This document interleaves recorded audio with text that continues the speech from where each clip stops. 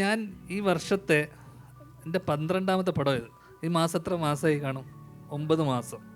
9 മാസത്തിൽ 12ാമത്തെ പടം, അല്ലെങ്കിൽ 10ാമത്തെ പടം. Thank you. 10-11 പടമായി.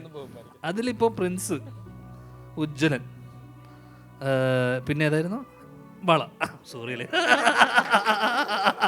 പിന്നെ വള, 3 പടം. അപ്പം 10ൽ 100. അപ്പം 100 കൂട്ടിക്കോ മാർക്ക്. 100ൽ 30. Just pass. 80ലാണോ? സോറിടാ, തോറ്റിരിക്കുക. അപ്പോൾ ഏതാ പാസ്സല്ലേ? അപ്പം ജസ്റ്റ് പാസ്സിലിരിക്കുക. അപ്പം എനിക്കിതിലൊക്കെ പ്രത്യേകിച്ച് സന്തോഷിക്കാനൊന്നുമില്ല.